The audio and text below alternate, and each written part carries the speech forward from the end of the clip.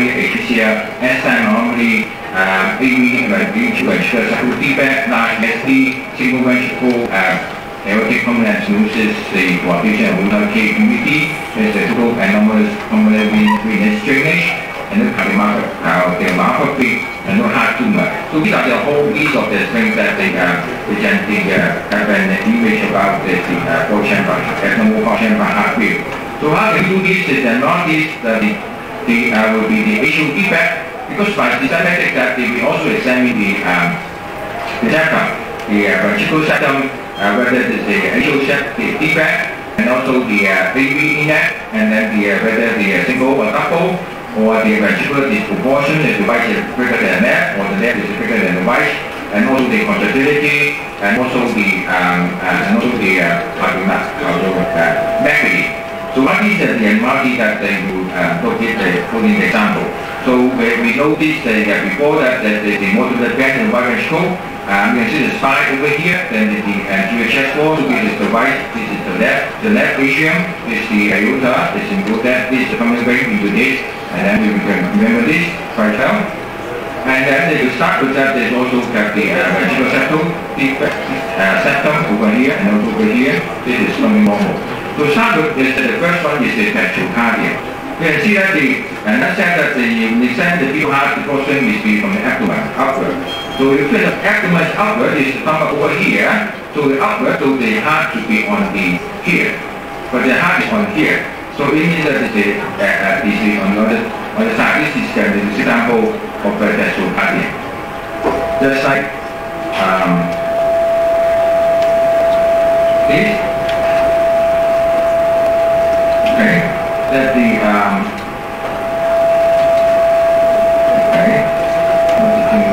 so another example is about the ventricular septal defect. So when you look at the fetal heart, this you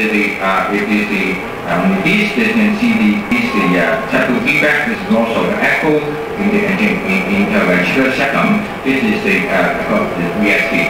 So sometimes you can see whether it is just artifact or not. The important thing is to look whether this distance is echogenic. So if this dot is echogenic, this is more likely to be genuine VSD. So just like this one, you can see that this, and you can see the red dot over here. You can see that. You can see a dot, yeah? You can see a dot. So when you see a dot over here, that is likely that this is the view. We are seeing because in the septum usually there will be a note of the echo in here that is showing it. Okay. So if not sure, then you can also add the color. So you can see from this that you can see that okay, this might be there's no loss of echo, but then you can be on the color, then you can see that the back and forth of the of course the ventricular septum. This is a small VSD that you may be able to detect. Also, when you see coming across the ventricular septal defect, you're not sure, then you look at whether it's echogenic, and then the other is look at the echo, and then you also look at the other view to see whether you can really demonstrate the ventricular septal defect. So this is another we can take it.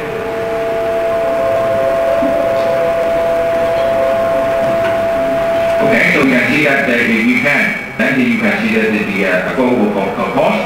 Okay, you can see the global cost over here. Then you can see that it is really, and then the VSD. Okay, so for this, you can see that there's a large the septum defect over here. So even on this view, that you can see that there is a whole no. It is more than the VSD because you cannot see the cause, the cause. Usually that will be the AV valve and then the ventricular septum, and then the atrial septum should be get a cause over here, but you cannot see the cause. And also you can see the echogenic dot over here, so it's likely that there's a large AVSD. You can see the dot over here is likely to be a genuine like that. And then also the AV valve seems to be connected in the same the level. So this is normal. This is the AV valve defect.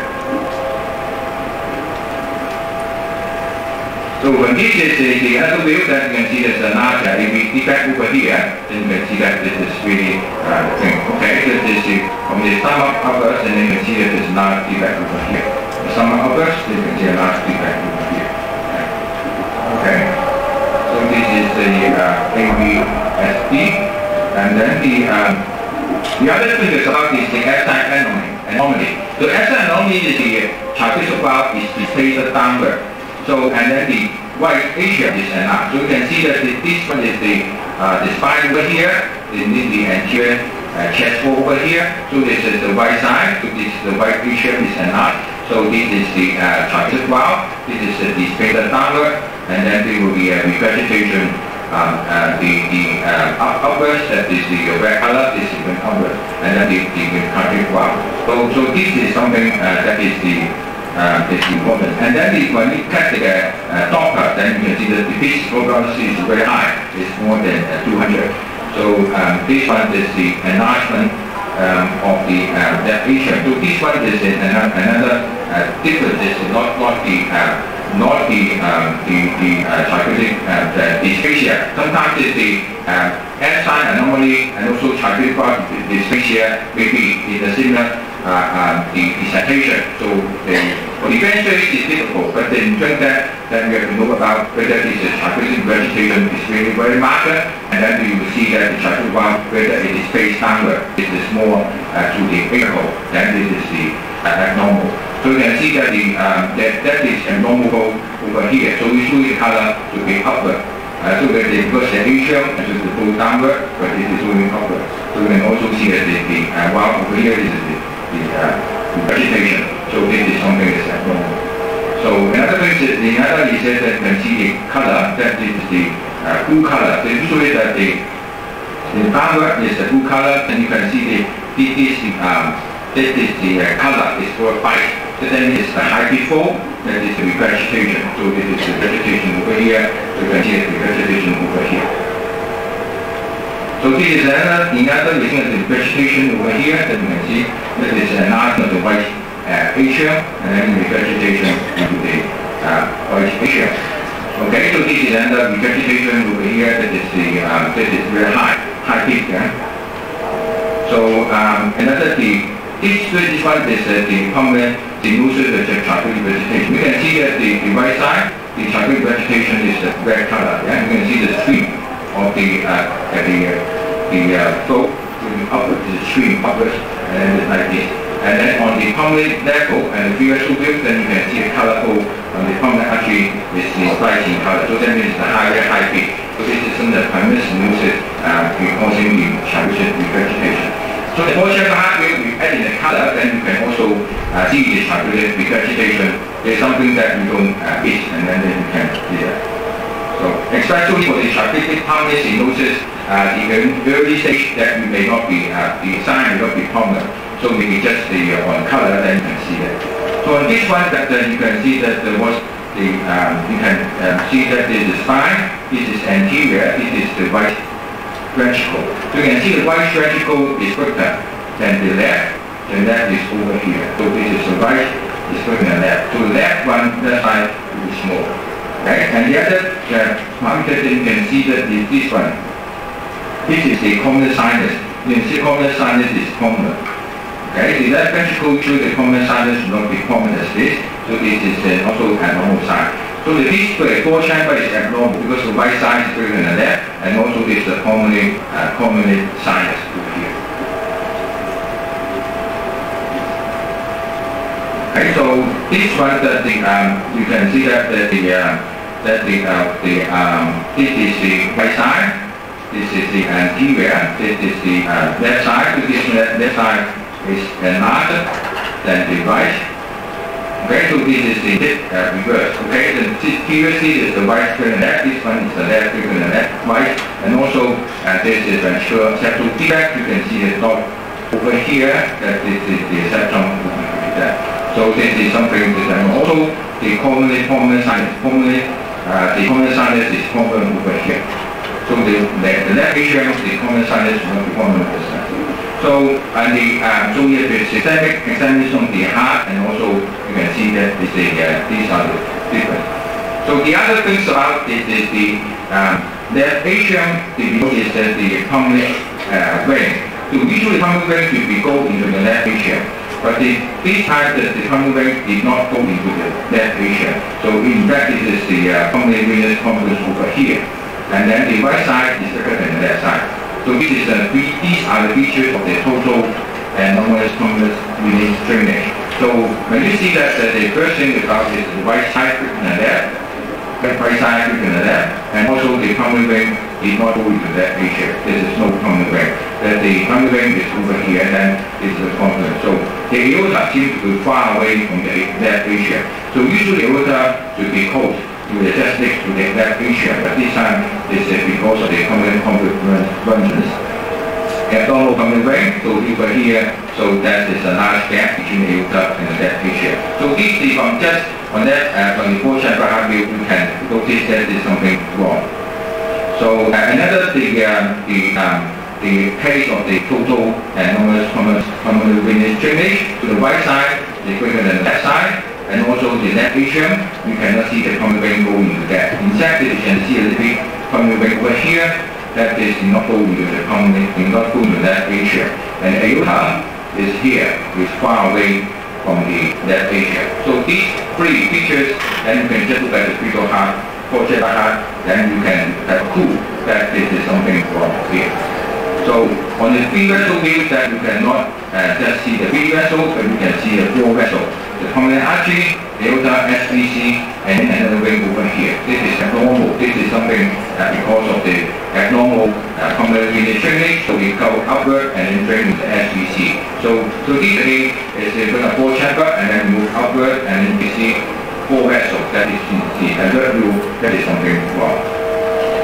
So this one is called the classic white ventricle. You see the very echogenic as the white ventricle. You can see very echogenic the white ventricle. You can see that. So from that, this is really echogenic. Okay. So by just look at it, they will not show echogenic. That's the echo. And then on the color, then you can see that actually the colorful, that there is something going wrong. This is here because of usually that the colorful should be downward, is blue color, but on the right side, the colorful is going upward. So there's no entry from the atrium to ventricle. So usually when we get a color, it is this cordon in color. One is the red, one is blue, and this one is corresponding to white and ventricle.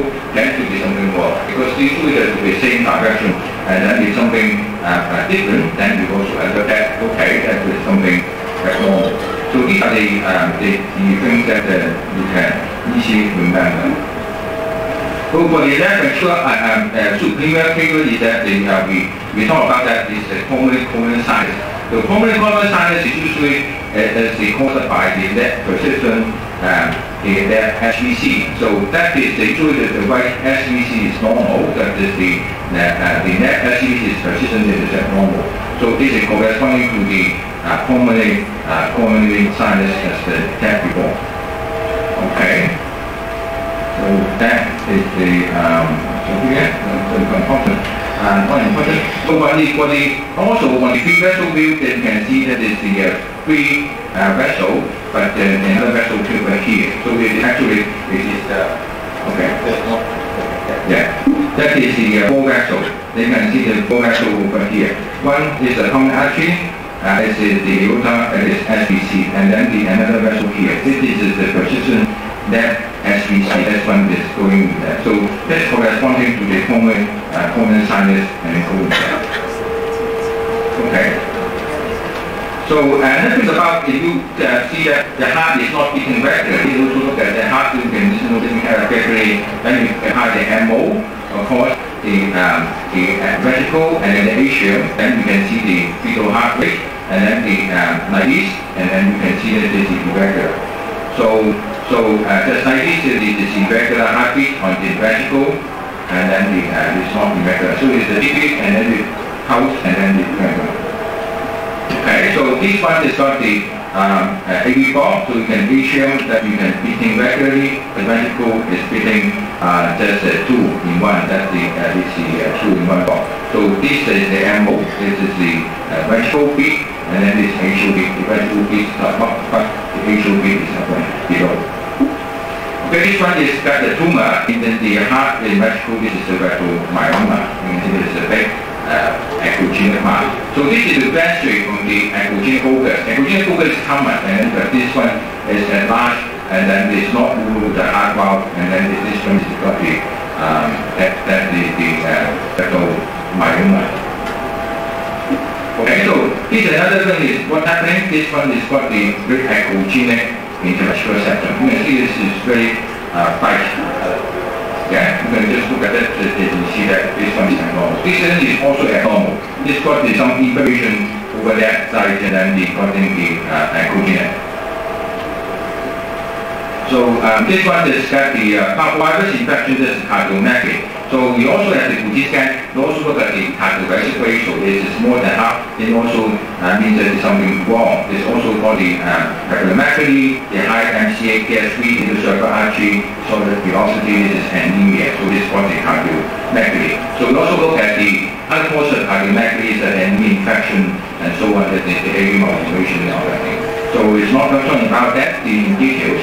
And then the other thing about this is the enlargement of the heart, and also regurgitation in cardiomegaly, and then enlargement. You can see that there's a regurgitation over here, and then this is the cardiomyopathy. This is very enlarged, and also regurgitation. Okay. So this is the another point about this is to look at the carefully the area behind the left atrium. So the area behind the left atrium, usually there will be aorta, that's very close to that, and then there will be a cyclic spring or a cyclic spring over here, and then there will be esophagus.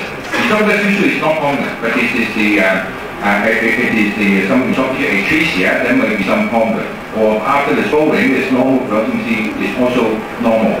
Okay, but this one is told before that it is the PAPVT, and then concomitant confluence is the aorta is far away from it. So we will also look at the area behind it. There might be some clue that it is something abnormal.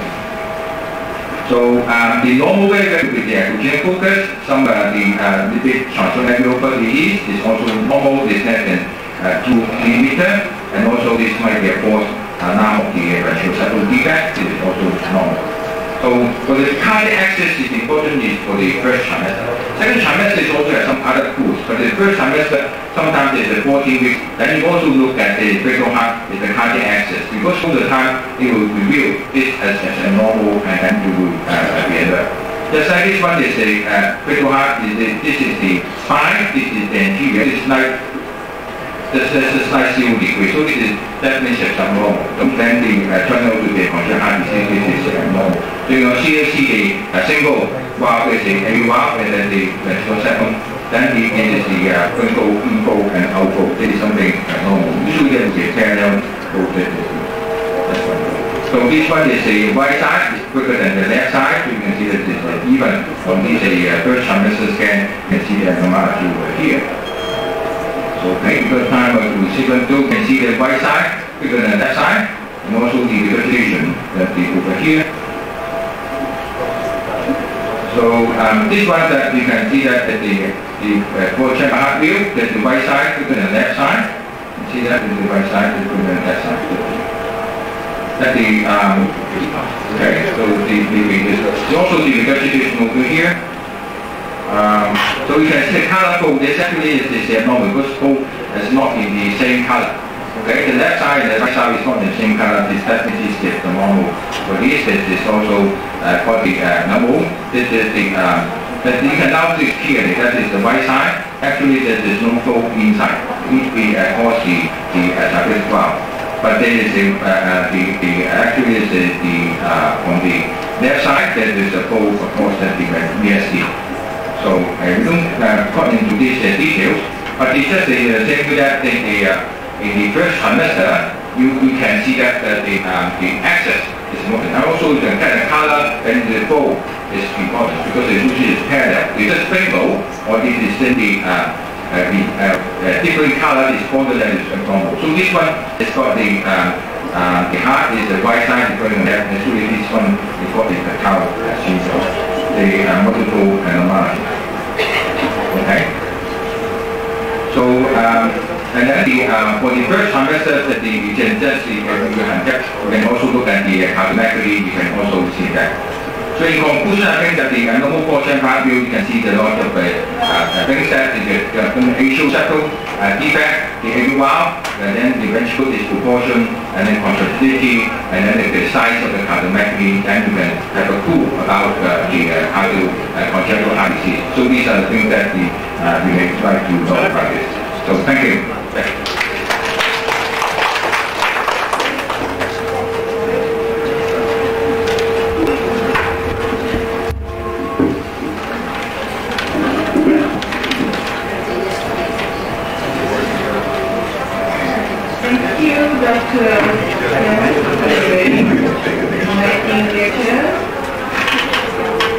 It makes us sticky, the thing that has something like that. I don't know how you see it, because it's so hard.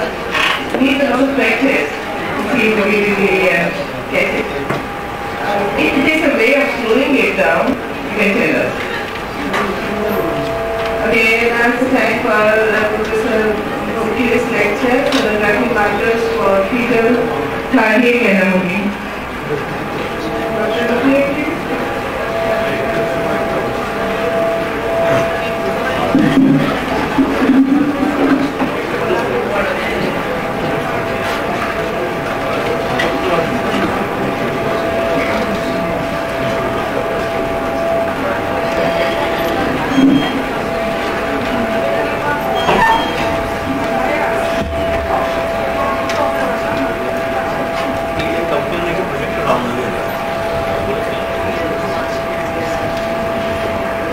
Okay, so going a little back, we already talked about normal heart. I'm going to talk about what are the markers that alert you that this patient might have cardiac anomaly. So not all patients come to us suspected of the cardiac anomaly, and therefore we should be aware of the background of what are the markers that tell us that there is a high risk of cardiac anomaly. Congenital heart disease is common. Half of the CV cases are however minor and are easily corrected, but other half accounts for a large number of deaths. With a new incidence of 8 per 1,000 live births, nearly 180,000 children are born with CHD every year in India. I think in Bangladesh, the number of CHDs is almost in the same category. If we look at the distribution of the congenital heart disease in our population, we find that septal defects and outflow tract defects are the common type of anomaly. And the outflow tract defects are the commonly missed anomalies. So there we have to be a little more aware. If you take a good history of the patient, family history is very important. If there is a history of congenital heart disease in the siblings or parents, particularly the mother, or any of the syndromic anomalies which involve cardiac problems like sclerosis, minimal coronary, the chromosome deletion, they all will have a higher risk for congenital anomalies.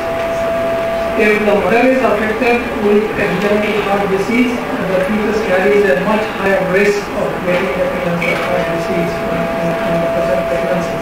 And also some of the manual disease like diabetes, collagen diseases, exposure to virus also makes it more prone for congenital heart disease. And there is a big list of medicines which also put this mother away. Can we adjust the sound? It's making some busy noise. The problem is that even with all the risk assessment, most infants born with congenital heart disease are born to mothers without significant risk factors. So they are born to a low risk population. The number is fairly high.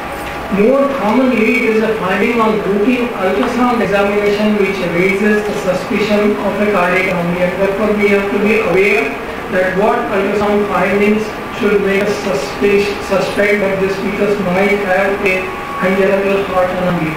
So fetal cardiac anomalies are one of the commonest. They often are associated with non-cardiac anomalies. From the first trimester, we are very much focused on the nuclear translucence and there is a screening for aneuploidy. We have given it a too much hype to Down syndrome. That is all the focus is for NT scan.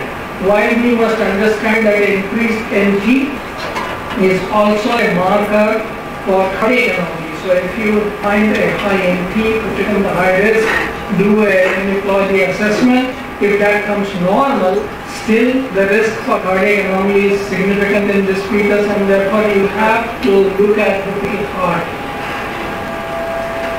Then monochorionic placentation, the risk for cardiac anomalies is very high, 7% in monoamniotic triamniotic twins, but it goes as high as 57% for mono twins. So you have to be careful.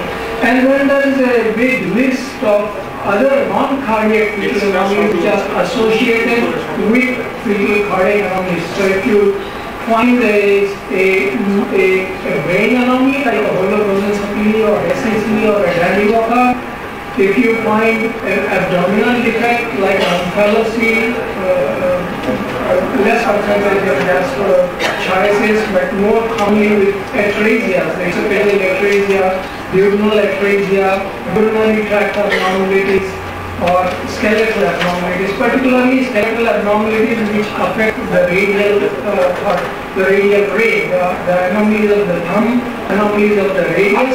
They put this fetus at a higher risk for intracardiac abnormalities. So if you find facial abnormalities, particularly if there is bilateral cleft lip or cleft palate or a micrometia.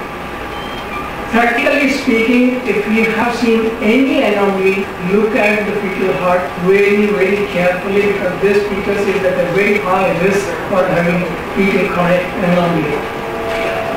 But most of the times, the cardiac anomaly suspicion is based on finding something unusual with the fetal heart. So, how many of you do obstetric scans? How many of you? Raise your hands. Do obstetric scans. I am not talking of anomaly scans. I am talking of routine obstetric scans. And how many of you look at the heart? All of you look at the heart. My experience is in my country, a lot of people while doing routine obstetric growth scan look at the heart to see that there is a heart and it is beating. Here, they don't look beyond that. But I am going to tell you that you do a 4-chamber view, which is mandatory. Even if you are doing a routine obstetric scan, you must do a 4-chamber view. And at least one of the outflow, Dr. Lim talked about the right ventricular, left ventricular, that is what he called and what it recognized as the extended cardiac examination. But at least do a 3-vessel view. It's very easy. You do 4-chamber, you go up, you get a 3-vessel view. And in these 2 cardiac views, we look for certain signs. Something is not right. All this is what you need to identify that this doesn't look normal for a 4-chamber or a 3-vessel view, and you put this fetus in a site in a high-risk group for cardiac anomaly. So during the 4-chamber view, look at the abnormal position of the fetal heart, abnormal axis, disproportion in chamber size, cardiac rhythm. You go higher up, take a 3-vessel view, and look that there are 3 vessels. There are not more, not less. That the aortopulmonary ratio is normal. It's not that one vessel is bigger, other vessel is smaller. And then look at their axis. Normally they cross each other. The outflow tracks cross each other. And in the 3-vessel view, they form a V. So look at the direction and look at the relationship of these vessels. Just by doing these 2 views, if we do that even in our routine growth scan, we would be at least putting what I call as a red flag on this fetus, send it to a higher center for a detailed cardiac evaluation. That is what is our aim. So abnormal position if the heart is outside the chest, obviously that is significantly abnormal in ectopia. That also put this heart at a very high risk for intracardiac anomaly. Then we look at the situs, and if the situs is abnormal, that also increases the possibility of high intracardiac abnormality, particularly when the abdominal and cardiac situs are opposite. So if you have the stomach on one side, heart on the other side, that increases the risk of intracardiac abnormality significantly. So normally if you have both on one side, a lot of people presume that that is correct. But it may be a complete situs inversus with dextrocardia, so they may be on the same side. But luckily, even in complete situs inversus dextrocardia, the incidence of intracardiac abnormalities is not very, very high. It's about 10-20%. So you might see this is the fetus is in syphilic presentation, so that is the right side, the deeper is the left side. So we have the heart on left side, and if we go down, we find that the stomach is on right side. So they are on opposite side. You have a situs inversus with dextrocardia. Here again, the stomach is on one side, the heart is. So when they are on opposite side, the incidence of intracardiac abnormality is as high as 80-90%. So that puts them totally in a different class. Simply just seeing that they are on the opposite side. Or vice versa, that we saw that the heart was on one side and the stomach was on the right side, or you might have the heart on one side and the stomach on the opposite side. Either way, the risk for intracardiac abnormality is very high. But remember that the heart may be displaced. It cannot be directed to the other side, so heart may be displaced to the contralateral side because of a specific lesion on one side, and this does not increase the risk for intracardiac abnormality. This is a displaced heart. This is not a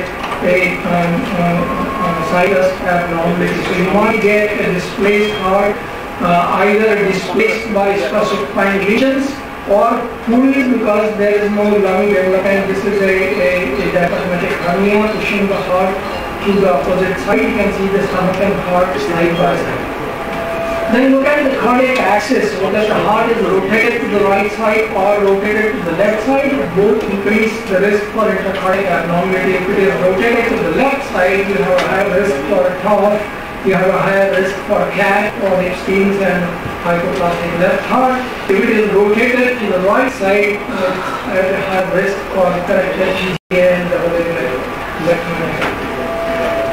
Then we will look at the chamber anomalies, a lot of them, but we are talking of eyeballing, we are not talking of detailed examination. So look at the number, size and shape.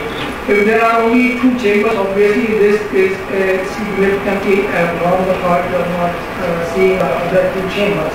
But more importantly, what are missed are disproportional in size. There are four chambers, but they are not equal. In the fetus, the right and left side chambers are equal and symmetrical in size. So when you find that one side chambers are large and right-sided dominance is more common than left-sided dominance. If you have right-sided dominance, that may be because remember that chamber development in fetus is flow dependent.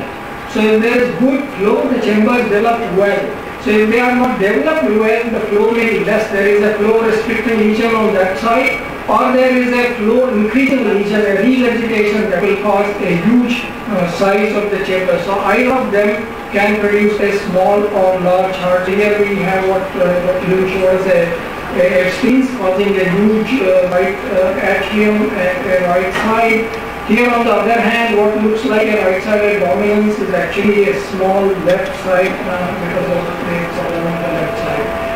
The left side dominance is less common, but you might get a large left side or the smaller right side, particularly with tricuspid atresia with or without VSD. So right side is very small as compared to the left side because the tricuspid valve is totally aquatic. And therefore, as I said, if there is no flow, the chamber does not develop. And therefore, there is a significant chamber level. You practically don't see the right ventricle there, you just see the left ventricle. Both atria are also normal. And then look at the rhythm.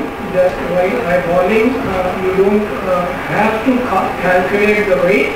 If it is a significant rhythm abnormality, while you are scanning, you will realize that the heart is beating very slow, or it is beating faster, or it is skipping some beats, and then we can do a more detailed examination. Then we will look at the set tray. Obviously, small circle defects we are not going to see in our eyeballing. That will require a more detailed examination. If you are using color Doppler, obviously that will make things more obvious. But large defects, you will see while just putting your probe on the heart, you can see there is a big defect in the crux of the heart. The crossing over of the septum is not seen. This is a balanced ABSP, which is very, very obvious. If there is any specifying lesion in the cavity, that also becomes obvious when you are looking at the whole chamber view, and you can pick up these abnormalities very, very easy. Then you move on a little higher to the three-chamber, the three-vessel view. It's an axial view. It's a transverse axial scan. We just do a superior transverse axial scan, go to the supracardiac level, and you are able to see all these three vessels.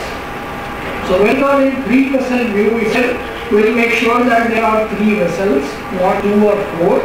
Then the relative size of the aorta and pulmonary artery is what we normally see. We look at the axis and we look at the relative position. So if we see only two vessels, that's a significant marker for outflow tract abnormality. Then we will know that the aorta, pulmonary trunk aorta SVC. Instead of that, we are only seeing two arteries. So either the aorta is absent, or the pulmonary artery is absent, or one of them is misplaced at a different level, and therefore we are not able to see that at the three-vessel view. So only two vessels in a three-vessel view could be a marker for a pulmonary atresia with IVS, or aortic atresia, or a common arterial trunk, or a complete transposition of right heart. So you will see only two vessels in place of three vessels, and that middle one is the aorta. You are not able to see the pulmonary artery because there is pulmonary atresia. Here again we have two vessels, and the difference between this picture and this picture is that you can appreciate the distance is much more than here. So the middle vessel is not there, and we know that the middle vessel is the aorta. So we are not able to see the aorta here, and that may be because there is an aortic atresia, or there is a hypoplastic or interrupted aortic arch. Or we see two vessels because there is a common arterial origin. We don't see two arterial origins, and therefore we see only one vessel instead of the three vessels. And when we trace it down, we see this is a type 1 cap. You can see the pulmonary trunk arising from this common artery and then dividing into two. So that is a common arterial trunk. On the other hand, instead of three vessels, when you saw two vessels, you might find four vessels. So we see two arteries and two veins, and that is an additional vein. So that again is an abnormal situation. That can happen in bilateral SVC. So you might get a persistent left SVC, or as we saw before, it might be a vertical vein in total anomalous pulmonary venous circulation, and we can easily differentiate that. When I say easily, it's not very easy, but by looking at the flow in this additional vein, whether it is towards the heart or away from the heart, will tell you that this is which type of abnormality. So abnormal vessel number, if you see only two vessels, it may be a CAT or a PAVSB or PIVS or an aortic atresia. If you see two vessels but third vessel at a different level, it can be a complete transformation. And if you see four vessels, then it is either a persistent electric or a QPDC.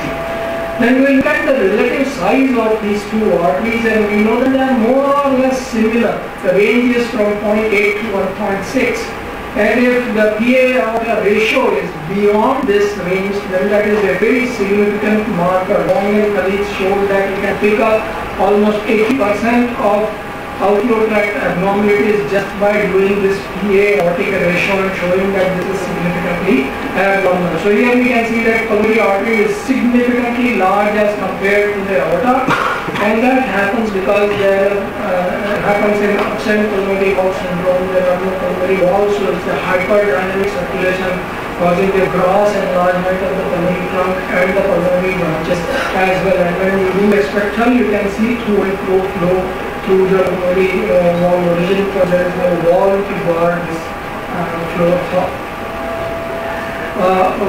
On the other hand, you might get a small aorta. The pulmonary artery is normal in size, but the aorta is significantly small, and that can happen with hypoplastic aortic arch or an interrupted aortic arch. The aorta appears very, very small. So you can have different combinations of small aorta or a small pulmonary artery depending on which side the flow is. As I said, that the size of vessels and size of chambers is flow dependent. So if you have a flow restricting lesion on right side, you will get a small pulmonary artery. If you have a flow restricting lesion on left side, you will get a small aorta, and vice versa. If you have a hyperdynamic circulation on one side or other, you will get a large size of that particular vessel. Then we will look at the axis of these vessels. Normally the pulmonary aorta and the pulmonary artery and aorta, they cross each other. There is a crossing. If they don't cross, if they are parallel, that is another marker that there is a significant abnormality. So when we go from LVOT to RVOT, we will find that the LVOT is in this direction, the RVOT is in that direction. So when you go up and down, you appreciate that they are crossing each other. Instead of that, in this features, we can see that they are parallel to each other, they are not crossing each other. So when you go from the pulmonary to the oculotrachea, you see that they don't cross. They remain parallel to each other. So when you have the vessels that are parallel to each other, there are certain abnormalities that are common. You can get a complete transposition of blood vessels, and sometimes this parallel oculotracheal doesn't suffers that sign that you are dealing with a TGA. So you might get this parallelism in DORB, TGA, or a corrected TGA, or malposition vessels in more complex things. And then we will also make sure that the direction and placement of these vessels is correct. So we know that this arrangement is pulmonary artery, aorta, and SVC, and their size in that order. The largest is pulmonary artery, smaller is aorta, and IVC is the smallest. And these two form a V. They meet here at the aortic isthmus. So these two arches go in a V to meet those three areas. So what is seen here, we do see three vessels, but there is no V. They are forming a U behind the trachea. That happens a U configuration when there is a right-sided aortic arch. The aortic arch is on the right side of the trachea and it's going behind the trachea to meet the trachea. Or here we have three vessels, and we can see that the middle vessel is slightly larger instead of the left side vessel, which should be larger, and that is because they are mal placed. Instead of pulmonary artery, aorta, SVC, you have aorta, pulmonary artery, SVC. That happens in corrected transportation, so is able to diagnose that. So I conclude by saying that cardiac anomalies are one of the commonest abnormalities, but one of the most commonly missed abnormalities. If searched for, early diagnosis is possible. So once you find any fetal abnormality, you must do a good search for a cardiac abnormality. At least do these two views, the port chamber view and the pre-vessel view. Even if you are doing a routine growth scan, it takes hardly 2 minutes to spend 1 minute on the port chamber view. Make sure that the cardiac position is right, that it is beating regularly, that the port chambers are left and right symmetrically in size. Go to pre-vessel view, make sure that there are 3 vessels, not 2 or 4, and their relative proportion is same. If we do that, we should be at least putting them in a separate high-risk group for more detailed evaluation of the heart. Thank you very much. Where is this picture?